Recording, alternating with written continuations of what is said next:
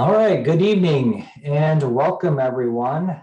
Welcome to our public meeting tonight. This one's concerning raising chickens and livestock in Midland and Downstream river areas, excuse me. I'm glad to have you on. We've got about 12 people logged in right now. I think several more will be joining us.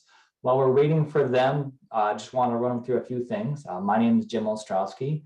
I work in EGLE's Environmental Support Division. I'm going to help out with tonight's meeting a little bit behind the scenes. Some basic logistical details about tonight's meeting, in case you've never joined us before for a meeting. All lines are muted at this time. If you have a question about something in the presentation, feel free to type your questions into the question box on the Zoom toolbar there, the little Q&A box. And after the presentations, we'll be going through questions and hopefully providing answers for you. If you have a question, you can also click the raise hand icon. So if you if you'd rather voice your question, click the raise hand icon and we will call on you and unmute your mic so you can ask your question. If you're on the phone, and it looks like we have a few people on the phone, you just hit the #2 button on your phone and that'll tell us that your hand is raised. And if you're on the phone, we will call you by your phone number, I guess, the last few digits of your phone numbers, you can ask your question and we'll unmute you. We are also recording this public meeting like we do all public meetings, and we'll be posting it up to our YouTube channel in the next day or so you can find it there. That's all I have. So at this point, I'm going to turn it over to Kimberly Tyson, who's going to kick things off. So go ahead, Kimberly. Good evening, and thank you all for joining us. My name is Kimberly Tyson, and I am a manager in the Hazardous Waste Program in EGLE, and I work out of our Lansing headquarters office. My role tonight is to introduce you to our panel and to also assist with the question and answering portion of the meeting. Our panel tonight is Dan Daly. He's an environmental engineer specialist in EGLE. Hi. We have Art Dioxins, environmental quality analyst in EGLE. Hello. Okay. Dr. Kay Fritz, toxicology in MDAR, or Michigan Department of Agriculture, and what's the rest of that, Kay? Rural development. All right, rural development. All right, and we have Dr. Jos Van Irvy, toxicologist with the Department of Health and Human Services. Good evening. All righty. So Dan, can you tell us about EGLE's role? Certainly, Kimberly. Let me go ahead and share my screen here, and I'll move us on to the next slide. All right, thank you. Again, I'm Dan Daly, and to discuss EGLE's role here tonight. For this meeting, we're going to talk about a fact sheet that was published recently regarding raising chickens and livestock in the Midland and Downstream river areas. For our program, the Hazardous Waste Program, in Michigan, we have a law called Part 111 of Act 451 that regulates the cradle to grave management of hazardous waste. And also, if there's any releases of hazardous waste during that management, what cleanup activities need to take place. So in order to have controls on these sort of activities, EGLE issues licenses and regulates facilities, particularly ones that commercially treat, store, or dispose of hazardous waste. And so these, what we term TSDFs, have to be designed and operated to minimize impacts on public health and the environment. However, sometimes things do get away, or there are legacy issues where releases happened prior to a facility being licensed. And that's what we have in this case, is a legacy issue where there was a release of dioxins and furans to a river system. And so tonight we're advising you regarding those releases, your potential risks, and what you can do about it. So I'm going to hand it off to Kay Fritz at this point to introduce Department of Agriculture and their role in this. Hi there. MDARD's role is to help ensure that consumers and the food and agricultural industries take steps to reduce unnecessary dioxin exposure by decreasing consumption of foods likely to be contaminated and minimizing exposure to soils known to be contaminated.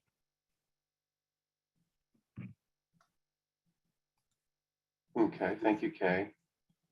Moving on, we'll have Joost van Erve introduce himself and discuss Department of Human Health and Human Services role.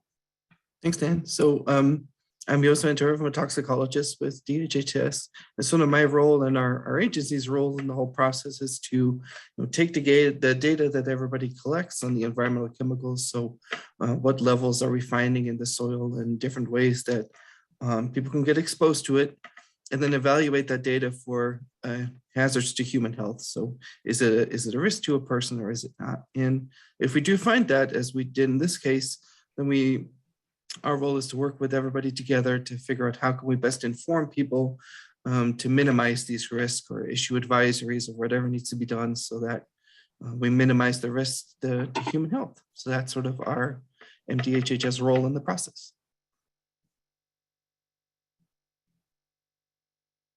Okay, thank you. So I'm going to go over the fact sheet generally, and then we'll have Joost go over in more detail some of the human health risk items. And then finally, Kay will follow up with what we can do and some practical things. So the fact sheet, again, is for people who want to raise chickens or other livestock in Midland and Downstream areas along the rivers. So the rivers flood occasionally, and what can happen is they can transport sediments contaminated with dioxins and furans onto the floodplain. And so this fact sheet is going to talk about the risk of eating eggs where you may have, for example, free-range chickens who peck at the soil where some of these deposits may have occurred. And animals and also raised in these areas, maybe for grazing, and discuss that and use of their milk and that sort of thing. Right now, the fact sheet recommends, and it probably will continue to recommend, not to eat the eggs or animals raised in these areas. If you want a copy of the fact sheet, it's available online. You can go to Michigan.gov/DowChemicalMidland and click on the link and to download the fact sheet.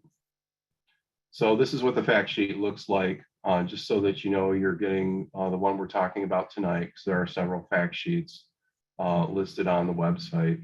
So we're just looking at the chickens and livestock, know before you grow, Midland and Downstream River areas.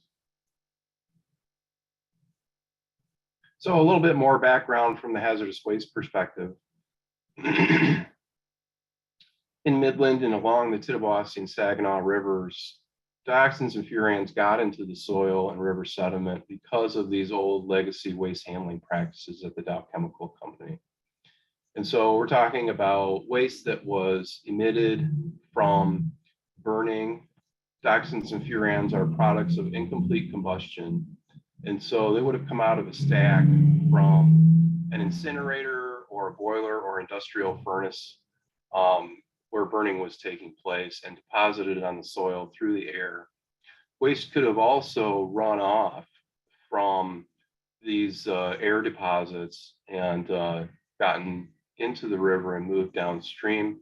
There were also some old legacy waste practices of disposal on the site that also may have contributed to the releases of dioxins and furans into the river system. So when rivers flood, the water can pick up these sediments that have the dioxins and furans and move it onto the land. So these are the floodplain areas. This can happen about every 8 years or so on the average for this river system. And so EGLE, in its oversight capacity of the hazardous waste program, oversees Dow chemical as they investigate the river systems to determine whether or not there are levels of dioxins and furans in the soil that may be a risk to human health. And where they investigate and find these things, they're required to take remedial measures to either remove the material or cap it in place. So it has to be addressed, but it can move downstream along with the water as as it had been discharged to the river system. Dow has stopped releasing dioxins in the permitting process. Additional controls have been put on their incineration processes and how they have to manage their hazardous waste. But dioxins and furans exist in the environment for a very long time. And so this is why there's still cleanup ongoing of the river systems. Okay, so here's a copy of the agricultural advisory map. And this is also available online at the same link that we discussed above, the Michigan.gov/DowChemicalMidland. And this map is showing where the advisories are. So the first part is just a reminder that in Midland, unless your property is zoned agricultural, there's currently an ordinance against raising chickens and livestock. So we just want to remind people that this ordinance exists, and we recommend complying with the ordinance. Let's see. The second piece here, the sort of magenta colored, is the Tittabawassee River, and this is the area where Dow has done a lot of investigation, and there's data available that shows where dioxins and furans have been deposited on the riverbanks. Most of this has been addressed. Dow has worked down the river system in 7 segments and is now at the end of the river system implementing remedies. So we have data showing that there are dioxins and furans at levels that could cause problems for people who want to raise chicken and livestock in these areas. And so we're recommending against it in this fact sheet unless people take precautions, which we'll discuss later. We don't have as much data on the Saginaw River system, but there is data showing that there are dioxins and furans deposited on the riverbanks. Until we get more data, we won't be able to say as precisely exactly where the risks are. So we're issuing the advisory in the fact sheet as a precautionary measure for the Saginaw River system until we can get confirmation. Okay, with that, I'm going to hand it off to Joost again to talk about what are dioxins.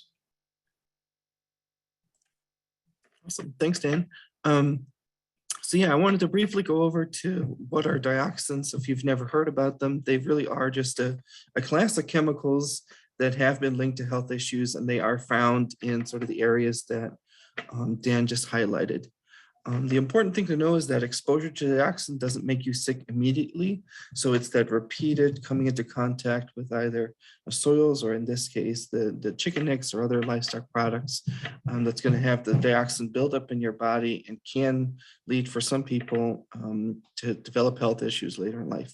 So that too much exposure is where you have too high of a levels above what we've sort of set as a safe limit. And if you sort of exceed that over a long period of time, it can lead to or contribute to problems with, as I listed them here, fertility, thyroid issues, brain development, and potentially cancer.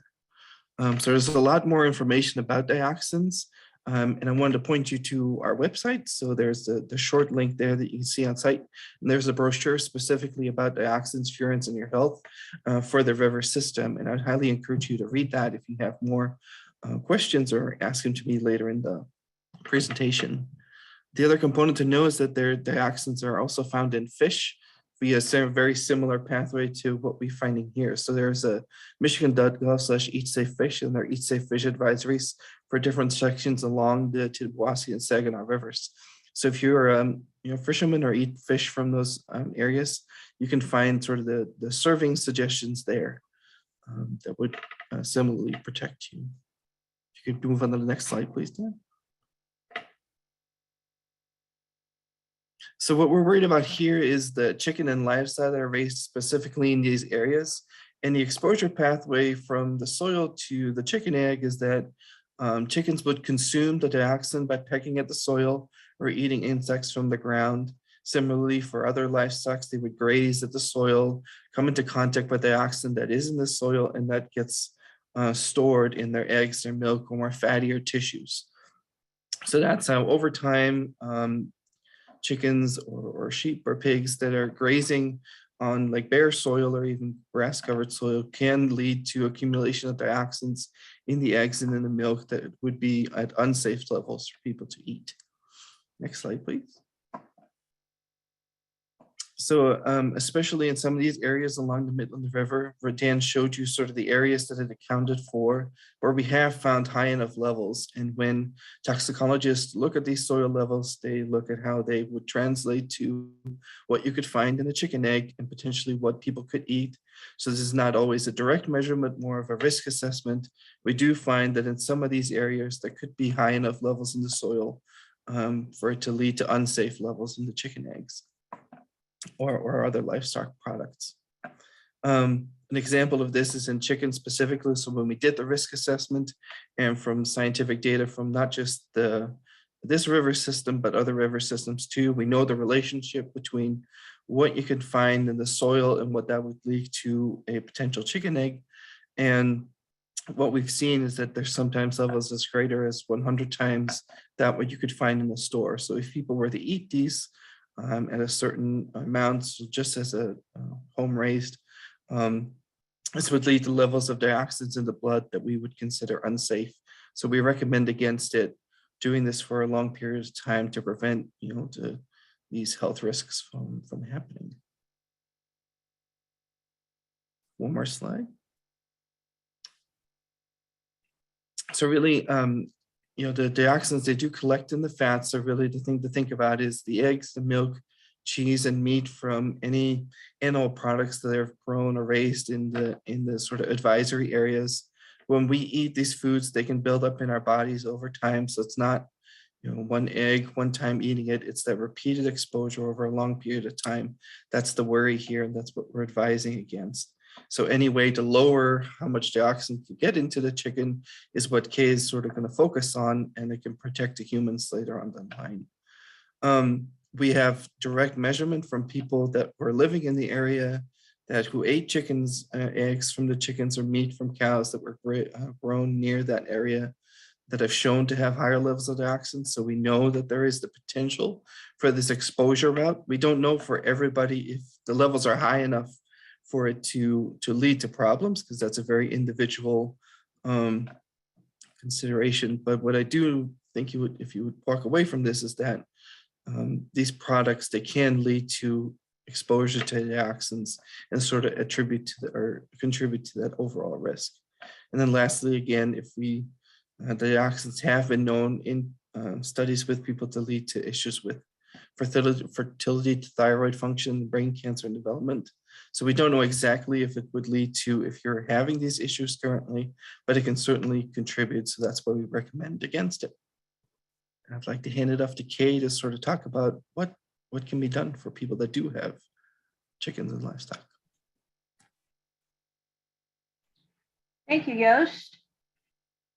Now, based on all that information that Joost just went over, raising livestock for food or feed is not recommended in these areas that you saw on the slide that had the yellow, red, or magenta, you called it. Yeah, magenta and green, was it? Yes, areas. Those are the advisory areas. We do not recommend raising livestock for food or feed. Now, Midland's ordinance does not allow people to have livestock, including chickens, within the city limits unless the property is zoned for agriculture. Next slide, please. There isn't a specific rule against raising animals in these advisory areas unless you have a deed restriction on your property, and some of the folks in those areas may have those deed restrictions. So theoretically, with the law in effect, if you choose to raise animals in these areas, you can do so.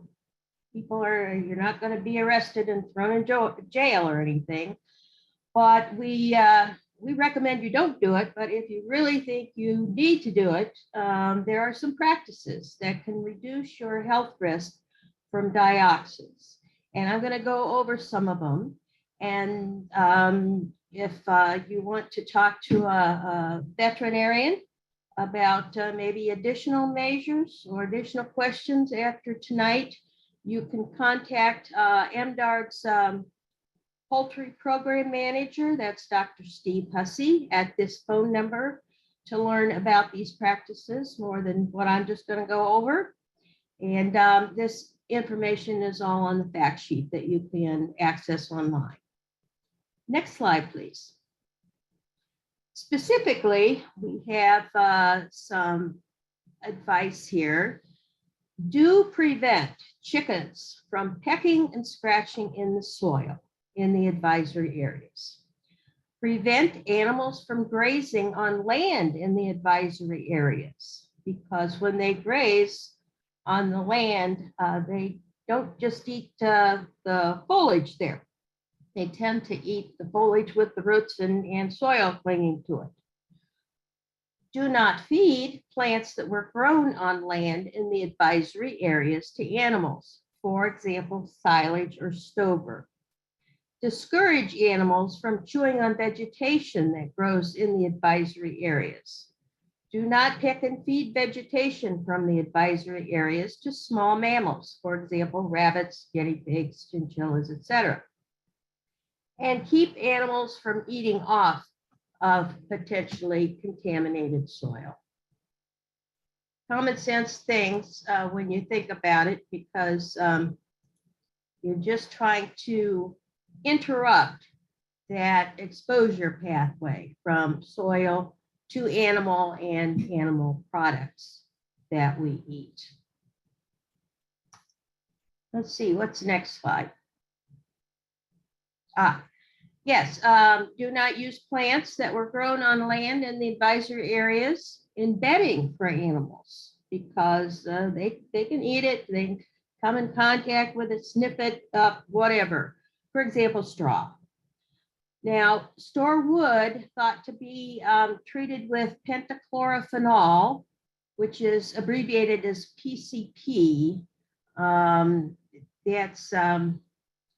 Do not use this kind of wood, like scrap pieces of telephone poles or other treatments other than PCP. Don't store that type of wood in any places that animals could come into contact with them. If the animals are housed outdoors, keep small animals in raised pens, again, to disconnect that exposure pathway from soil to animal. Keep larger animals on concrete or other effective soil barrier. And minimize or eliminate feeding the animal fish from affected water bodies in the advisory areas. And I think that's it for me, isn't it? Yes, back to Dan or someone. Thank you. Okay, thank you, Kay. So I think Jim went over some of this, but a copy of the recording for tonight's presentation is going to be available at Michigan.gov/DowChemicalMidland and at Michigan.gov/EGLE Dioxin. So, and if you want to stay connected, you can subscribe to the Dow Chemical Midland topic list at Michigan.gov/EGLE Connect, and that'll give you regular updates with regard to these issues. And here's a list of additional links to EGLE resources that we've used tonight, including the the facility website again, and there's a lot more on that website besides just the fact sheet. If you want to get updates on the cleanup activities that are being overseen on the river systems, there's a link to the federal webpage for that, and lots of additional information about the license for Dow Chemical and so on and so forth.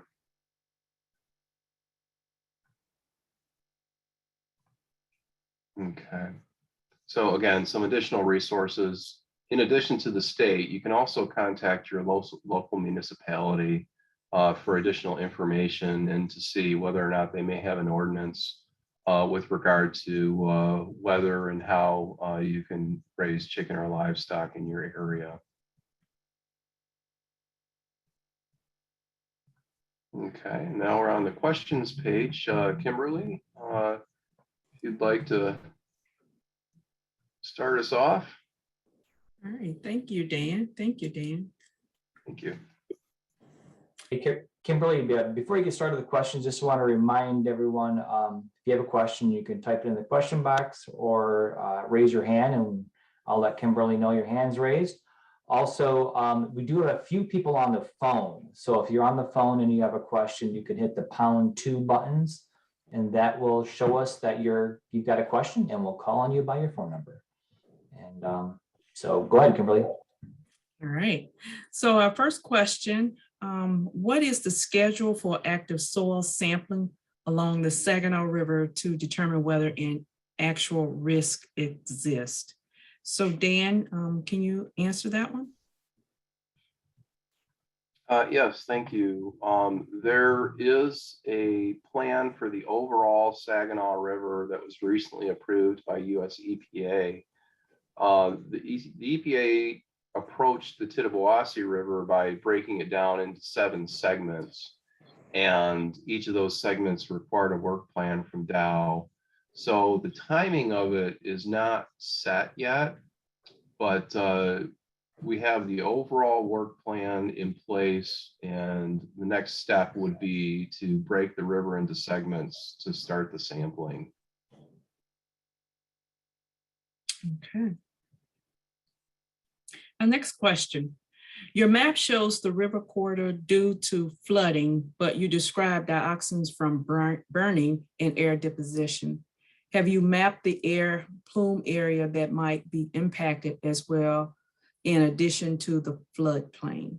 So Dan? Yeah, okay. One important thing to know about dioxins and furans is how they're mobile. So they're mobile by air. So the wind can blow the soil around and you can get particulates in the air. You can get dust flying around, and the dioxins and furans adhere pretty strongly to the dust particles and the soil particles. So from the air perspective, that's one way of transporting. Luckily, because dioxins and furans adhere so tightly chemically and physically to the soil particle, they don't leach to groundwater. So there is not a plume of dioxin and furans that we have to deal with in this case, luckily. What we look at is controlling the mobility of the transport of dioxins and furans across the land surface because of runoff from precipitation and those kinds of mechanisms, and then transport down the river in the sediments. Thank you, Dan. Dr. K, I'm going to direct this question to you.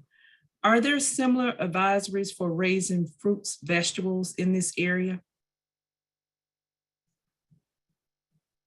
Yes, there are. Thank you, Kimberly. This is actually a question I was prepared for. Yay. For gardens, it's important to recognize that dioxin in the soil can accumulate in the lipid-rich peels of root vegetables, such as carrots, beets, and turnips. Dioxin is generally not transported from soil to above ground plant parts, except for zucchini and pumpkin. However, volatile dioxin may contaminate edible leaves and fruits. after volatilization and transport through the air. There's also the possibility that fruits and shoots near the soil can be contaminated directly by soil. So therefore, with those facts, to decrease dioxin in garden crops as much as possible, you may want to do some things like the following. First of all, you can create raised beds with clean soil, underlaid with heavy-duty landscape fabric. As long as you ensure that the roots of your plants do not extend past the clean soil. Avoid using treated wood for the structure, like we talked about with the PCP treated wood, and there's other treatments too. Railroad ties, telephone poles, pressure treated wood, and some painted wood contain chemicals that can get into soil. Add clean organic matter to the soil, such as uncontaminated peat, manure, or compost, since when soil organic matter increases, soil dioxin concentration decreases.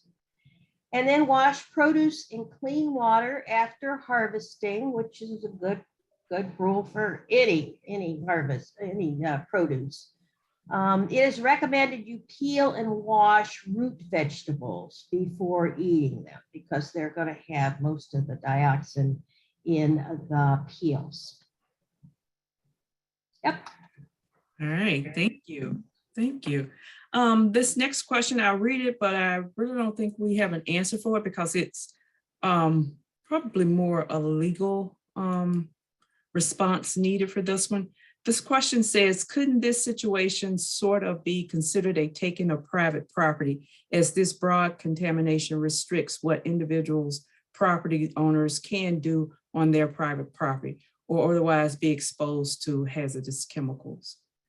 Dan, is there something you want to say to that? Otherwise, I think this may be more needing a legal response. Yeah, I think you're right, Kimberly. Okay, all righty. Next question.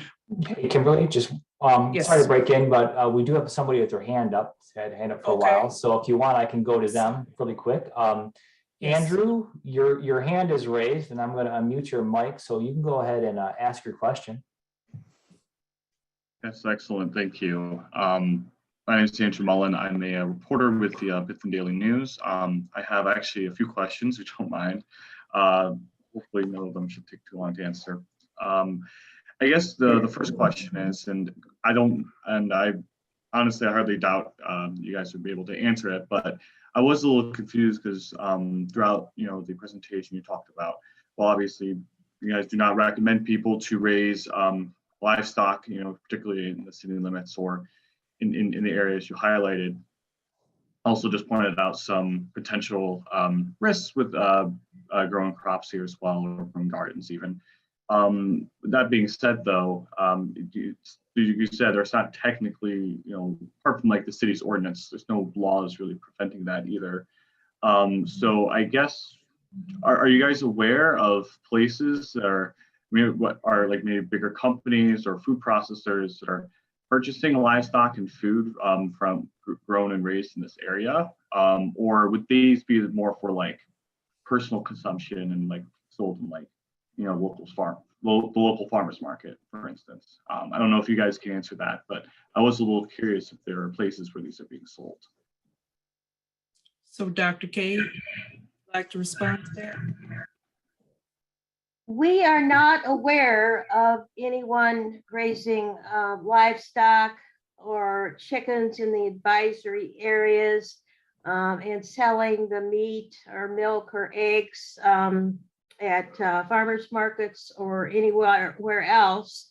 We're not aware of any operations like that. Of course, if someone finds an operation like that, then they should let us know and we will investigate.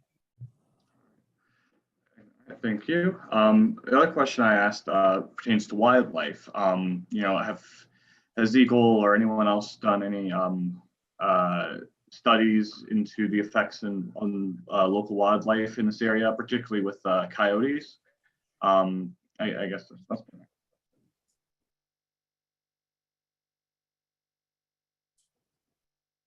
Dr. K or Dr. Joyce, do you know of any studies? I don't know about coyotes, but I know there is a Eat Safe Wild Game advisory that MDHHS has for the area. So that pertains to deer, hunting deer. And there's a consumption limit on that based on, they found some dioxin in local deer. So giving again advice to people if they do want to consume that food, what sort of the safer limits would be. And I think definitely not to eat anything other than the meat, like no organs, because that's really where the dioxin concentrate. And I know there's, again, we gave the Eat Safe Fish web link earlier. There's also in the same program as the Eat Safe Wild Game. So there's a brochure that people can look at, but I'm sorry, I'm not aware of coyotes. I don't think we've looked into that yet. no problem. Colleague of mine wanted to ask, so I thought I would bring it up. Last question I have, I promise I'll be done after this.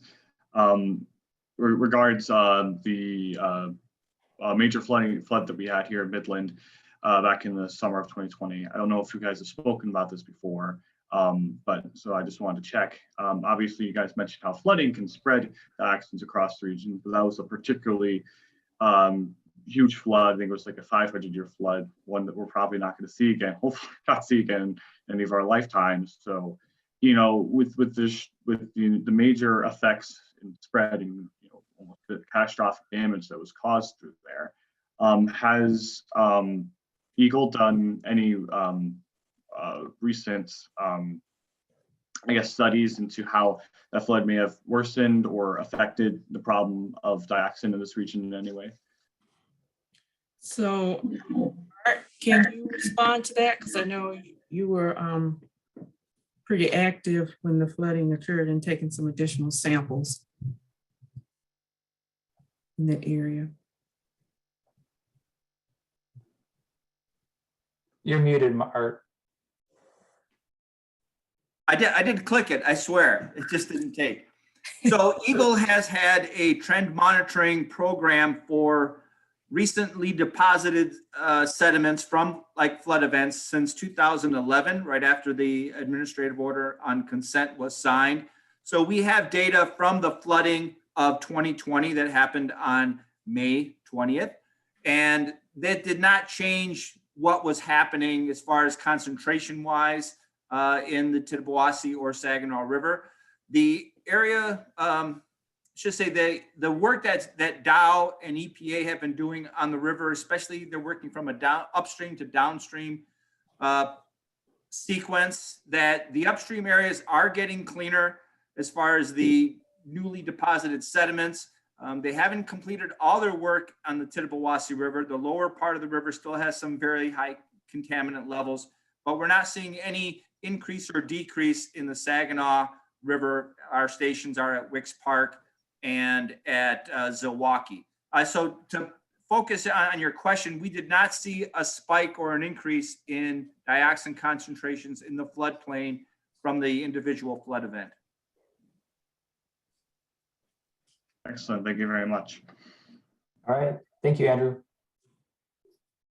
Back to you, Kimberly. All righty. Our next question is, what is the unsafe dioxin level? So I'm going to ask Dr. Joyce to answer that one. Yeah, so there is an EPA reference dose is what it's called, and it's set at 0.7 picograms per kilo body weight per day. So what the toxicologist did to sort of get to this advisory is like we have an idea of what concentration there would be in soils in the area, or can make an educated guess. We then extrapolate to what that is in a given chicken egg and have an idea of how much eggs people eat. And this is the highest in those that have a homegrown garden and homegrown chicken eggs, because if it's right there, there's been data that those people consume the largest amount of eggs. So what we then do is compare that for different types of exposure. So we looked at both children, pregnant women, adults and look at the different exposure scenarios that they would have and compare that against that 0.7 picograms per kilo body weight. And that's when we'd see that in certain soil levels, given what we could find in the eggs, that there would be scenarios where it's just higher than that level and can be several orders of magnitude higher than that. So that's what leads to then us issuing the advisory where we recommend lowering that dose. And one of the easier ways to do that is to not eat the eggs, unfortunately. I hope that helped sort of clarify where how our process gets to an unsafe level. Okay, thank you. Dr. K, I am going to ask you to answer this one. Is the advisory committee going to issue an advisory for human consumption of plants grown in the advisory area? It seems that if we are being advised not to eat livestock or eggs from the area, certainly we should not be eating any produce at all grown in gardens either. Well, that's a good question. Originally, when we started working on this fact sheet, we did plan to do one on gardening in the advisory areas. We have not started that yet. Maybe we should. It's not as big a risk as the livestock and chicken eggs and food producing animals, because the animals bioaccumulate dioxin much more than the plants do. However, there's still some risk in eating plants for human food from the advisory areas. The closest thing we have to that right now is the gardening in urban areas. And that is, I'm not sure if it's on the DHH website or not. It is on the MDARD website, but unfortunately I could not give you a link to that because our website keeps moving our documents around. And but if you do search for it, you should be able to find it. And your search engine would be Michigan Department of Agriculture and Rural Development, gardening in urban areas or urban gardening. And that's quite a few pages there. And it does state the specifics that I read about using gardens in the advisory areas. So yeah, we probably should start the next fact sheet. We haven't started it yet. In the meantime, we have pretty much all the same information in the gardening in urban areas document on the MDARD website. All right, thanks. And I think to add, I mean, it's a matter of amount. That's always sort of where it comes down to, and there's just less of it that we know of in the vegetable sort of that exposure route. And there's like Kay said, there's other things you can do to take the peel off and rinse your vegetables, and that takes a lot of the risk away. Whereas that's just not as easy to do with chicken, eggs, or meat, where it accumulates in there. And there was, I think there's a follow-up question about where we have those, and they're in that that dioxin and furans brochure that we have on our website. There's that guidance on what to do with your vegetables in there too. Thank you. Thank you. Our next question, Dan, we're directing this one to you. The EPA segments to cap and contain dioxin on the Tittabawassee was done only after the health risks were identified and interim controls put in place at properties at risk until the later containment activities came through. So are we skipping this health identification step in the Saginaw River?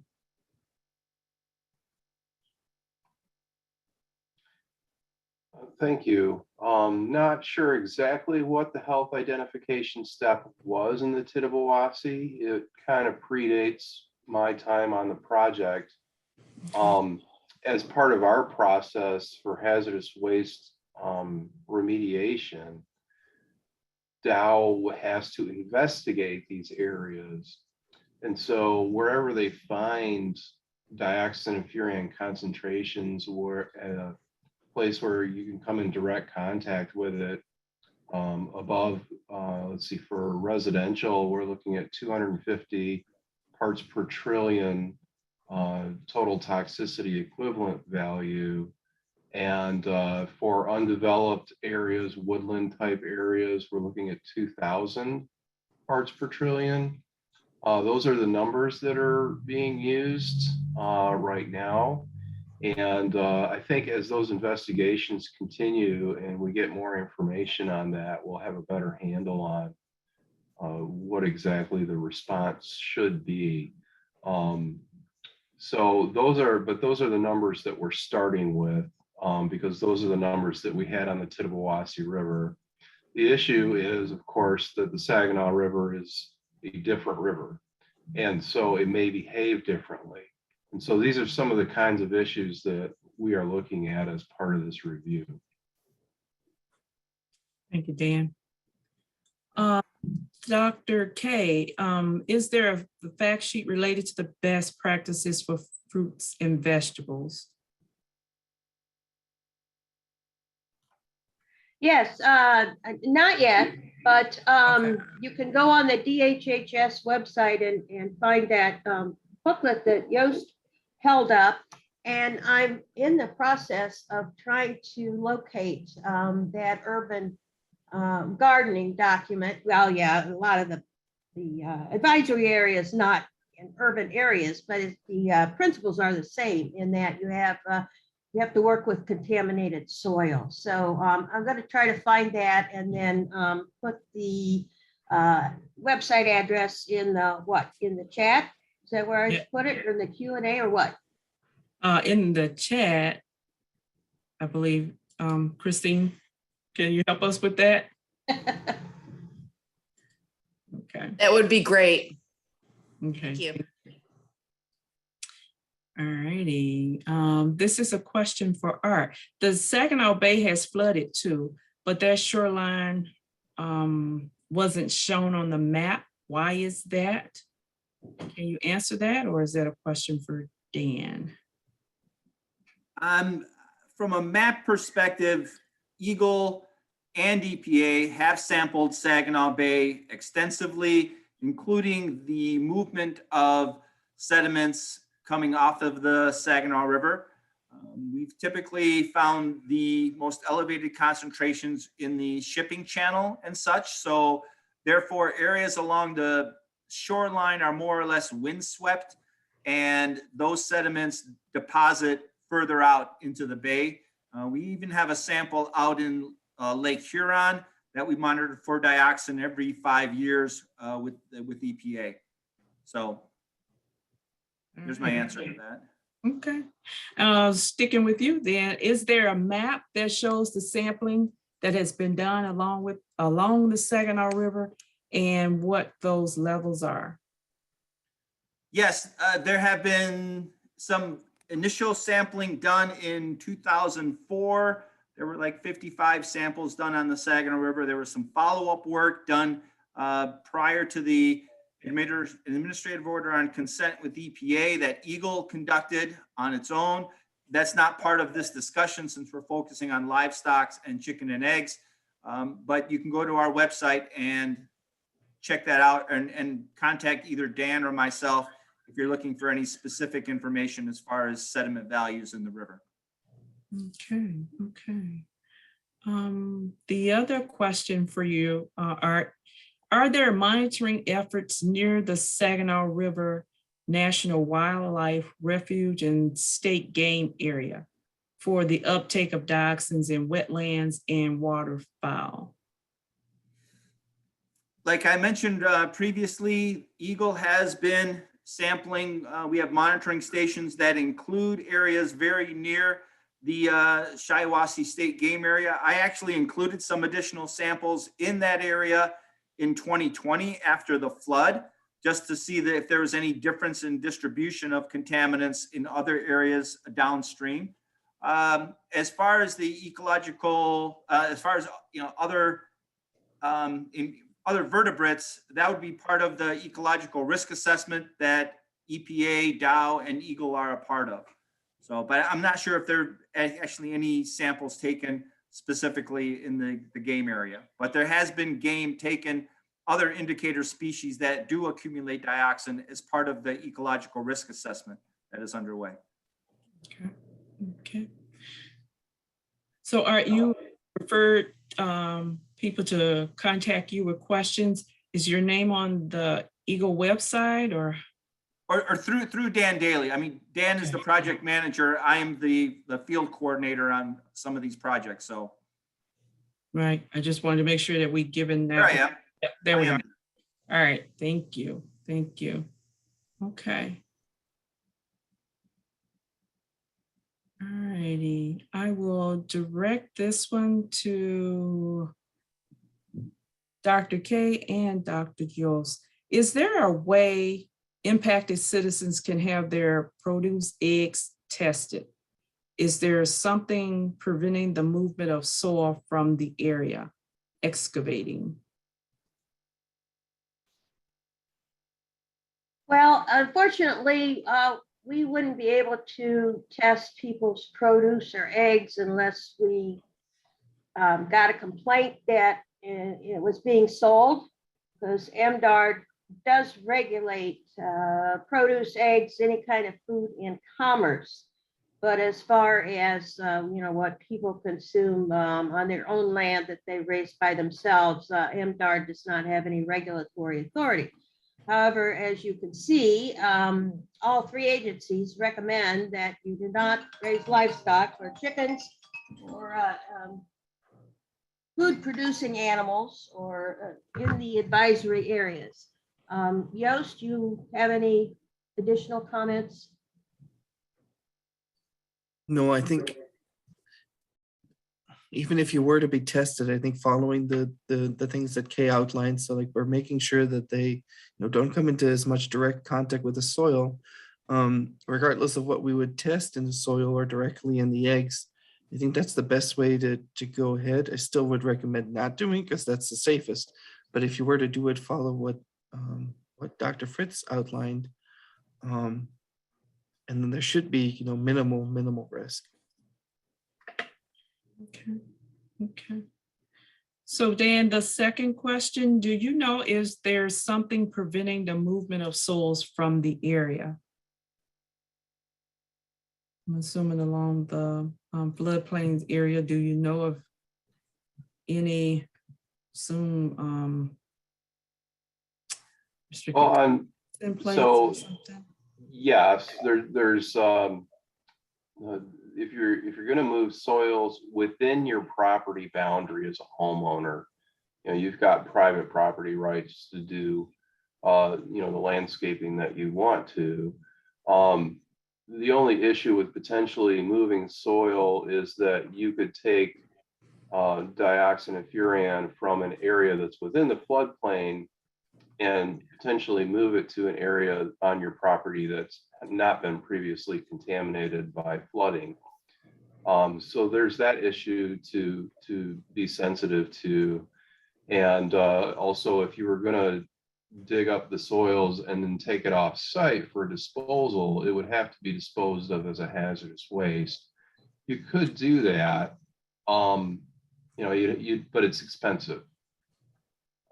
So those are a couple of considerations to take into account if you're thinking about doing that. All right. Thank you, Dan. So Jim, that's the last question that we have in the Q&A. Are there any hands up that I can't see? I don't see any hands up, Kimberly. For those people that are on the phone, if you didn't catch it earlier, you can hit #2 and it'll raise your hand if you have a question. Otherwise, maybe we'll do a last call for questions.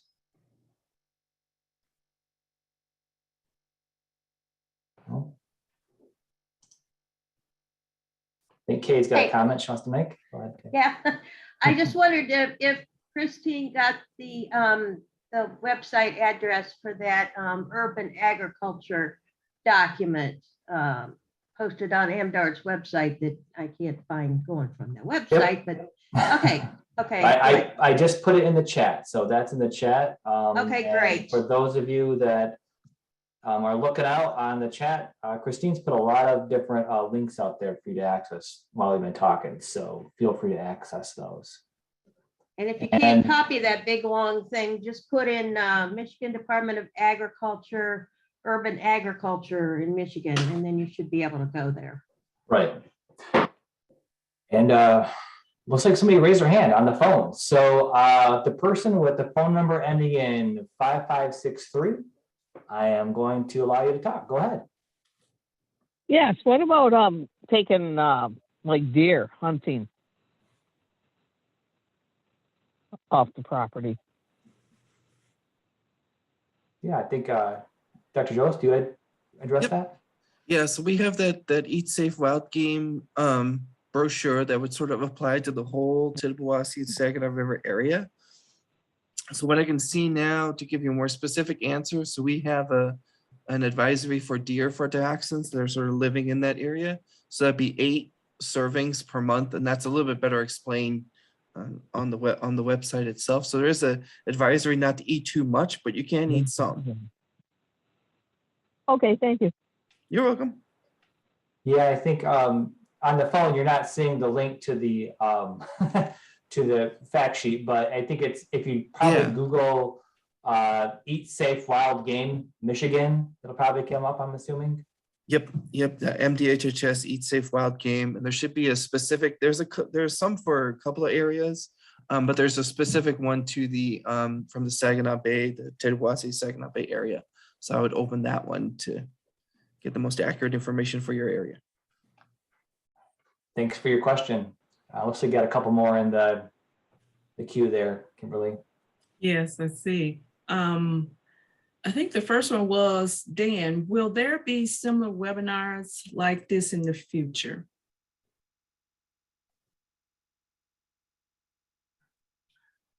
Yes, we can do that. This is not the only forum that we have. We also have a community advisory group that is administered for the Tittabawassee River, and citizens are free to come and participate in that. That happens about every 3 months, and so that's another opportunity if you want to come and ask questions about these kinds of issues or the cleanup that's ongoing in the river systems. And you're also free to call me at any time. You can also consult our website. We have the contact information for US EPA as well, if you'd like to get a hold of them and discuss any questions that you have. So yes, and we can have these kinds of forums as well. Thank you, Dan. And here's the last question I'm gonna send to you.